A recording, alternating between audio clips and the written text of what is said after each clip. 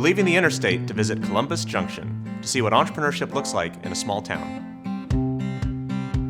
Just a real variety of people that call this home, and many of them have wanted to open their own family businesses, so you see quite a blend downtown. And we have, I think, that openness and that desire to make people want to live here and succeed. Tell us how Bug Soother came to be. My mom and I started it back in 2003. She decided she wanted an all-natural bug repellent for her grandkids. She searched on the internet and she found these ingredients that would make it all safe for kids and pets. So there was surveyors out by my aunt's because she lives right on the river. She sprayed it on these surveyors that were out there, and the next morning these guys all came to our store that's up on Main Street and wanted to buy us all out. Well, we hadn't even really done anything at that point. It was just an experiment at that point. Yeah.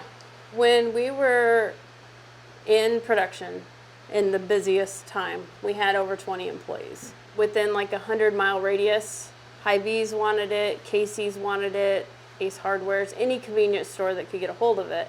We even had one local family that we had to start a second shift because we'd run out of bottles, and then we get these bottles, and then we'd like mass produce. So we started a second shift one time. She's like, oh, I can bring in my whole family. We're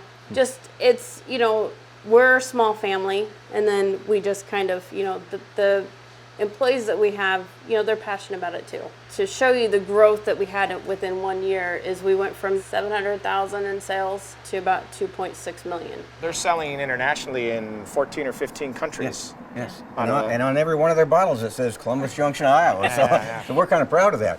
And if you're from Columbus Junction, you get harassed about being able to get it. There's, times early on when their production, they had a hard time keeping up with production, and you would get stopped by friends and relatives, and they would say, you're from Columbus Junction, you can get us some Bug Soother. Use your influence to get That's us right. some.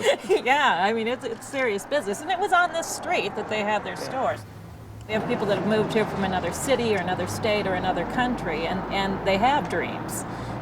Dreams of raising their family or buying a house or starting a business. These immigrants, are they starting new businesses? I see a lot of retail stores here, other types of businesses. Yeah, the immigrants are fairly quick to open businesses. A lot of times it's products that they want that they can't find locally, and so they'll start that business themselves. Although I'd have to say our existing businesses are very fast at figuring out what's going on and adapting to the population of the town. You need to be. You started seeing 100-pound bags of rice at Economart at our local grocery store. So our grocery manager had it figured out before many of us did. I thought it was water softener salt that they were carrying out, but it was rice. For the new immigrants starting businesses, what are some of the obstacles and the barriers that they face? Our goal in Columbus Junction as a city is to not put up any more barriers than we have to. In fact, we probably put up very few. And basically what we tell them is, tell us what you're going to do, and we'll try to help you. But anytime you've got what I call ma and pa stores that they want to open and want to do things for their family and make a better life for their family, we're all in favor of it. We haven't talked yet about Columbus Junction either. That was the trippiest part of this trip. That was something else. So it's a couple thousand people in this little crossroads town, and it looks like every little crossroads town you'd see in upstate New York or anywhere else. It's a couple blocks each way of quaint little downtown. It's a cute little Main Street area. Two-story. You got the community savings bank and the post office and all that. And a bunch of little, two-story brick buildings but half the town is either Hispanic or Chin Burma, refugee. And, the whole Main Street is lined with, Mexican food, Honduran food, Burmese grocery store. And talk about a leadership in a small town that needs to be celebrated. The mayor and the community development director just basically saying, we're gonna celebrate these new members of our community. We're going to integrate them, and we're going to make this work.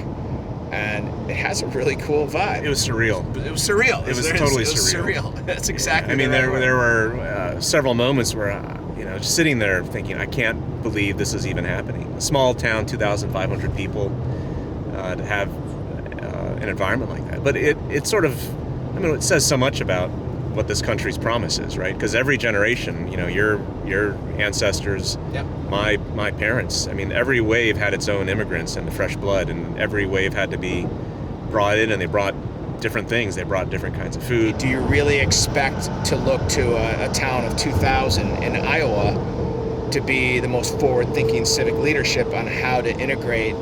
You're not just integrating immigrants, you're integrating immigrants that are, you know, about as different from you. You know, it doesn't get much further from home than Burma, you know, on every level. And they've just been, you know, like they're just a example for how communities can handle that kind of a thing. You know, you look at the Burmese, I mean, they were all entrepreneurial because they had no hesitation about starting something. And then America, at some point, everybody was an entrepreneur. You came and you had nothing to start with. You had to build a trade, a craft, a product, or something. And now you look at these types of communities we're in, and now we're having to encourage people to do it, right? Like something happened along the way where we lost something. We got comfortable. We got comfortable. We started teaching people to get jobs that were 9 to 5, and then suddenly the world flipped because of all the new technologies and the interconnectedness of everything. But we haven't adjusted everything else, right? We haven't adjusted the educational systems. We haven't adjusted how we interact, how we think about daily life, how we do our jobs. I mean, we are at that moment of change right now, transition.